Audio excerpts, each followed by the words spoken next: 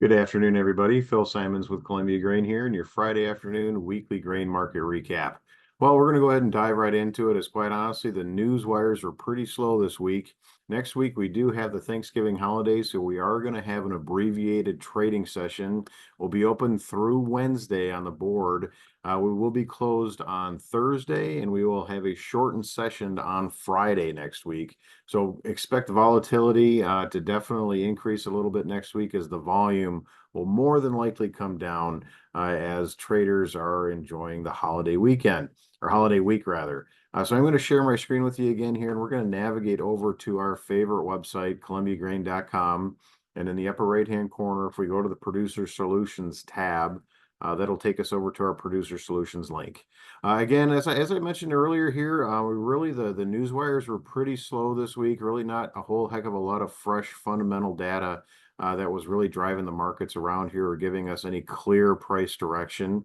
We did see on Monday that the crop progress report did show winter wheat conditions for the good to excellent ratings increase pretty nicely week on week there. So definitely starting to see the crop get reported more in the lines of what we're actually seeing out there. So starting to come more in lines with what's actually out in the fields right now as we go into dormancy. Looks like next week will be, I believe, the last official crop progress report from NASS anyhow, and then we'll have to wait until April to get the next official crop quality progress report anyway.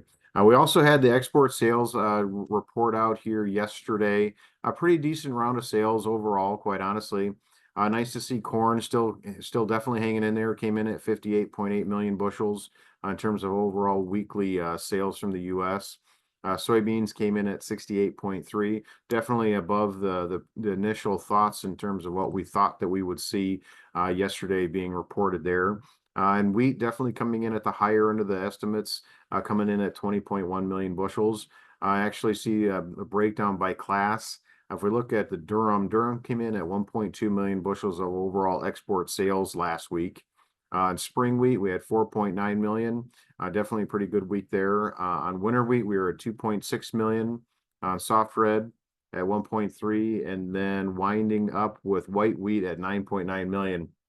Looks like white wheat had some Korean potentially feed wheat that was potentially traded there. Also, some Yemen was actually being reported last week, I believe. So pretty healthy numbers across the board, quite honestly, and definitely nice to see as we continue to move deeper into the marketing year here. The other thing is, I mean, really, again, we're next week we're going to have an abbreviated session. You know, this week was fairly muted in terms of the overall weekly changes. But we do see that that Dees corn had a weekly range of 10 cents. We actually gained 2 cents week on week here when the dust settled here this morning. When we look at January beans, so we see that we actually had a weekly range of 37 cents, and we actually lost 19 cents on the week. And when we turn the page and look at the wheat complex, we see that Kansas March had an overall weekly range of 25 cents and a net gain of 10 cents on the week here. And when we look at Chicago March, we had a weekly range of 23 cents there and a weekly gain of 6 cents. And in Minneapolis, we had a weekly range of 21 cents, and we actually were able to hold on to 7 cents when the dust settled here today. So again, you know, just really trying to continue to highlight the importance of getting your orders out there, getting them working. You know, again, last week we talked an awful lot about new crop opportunities, and really across the board, whether it be corn, wheat, soybeans, whatever it may be, but definitely get your orders out there and get them working.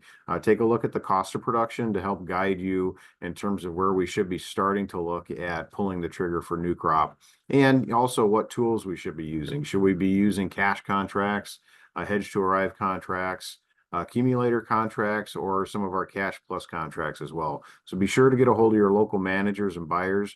Get your orders out there, get them working. Other than that, we're going to go ahead and wrap everything up for the weekend here. I hope everybody has a great week. And remember, don't let the greedy bird mess on your shoulder. Have a great weekend, everybody. We'll talk with you next week.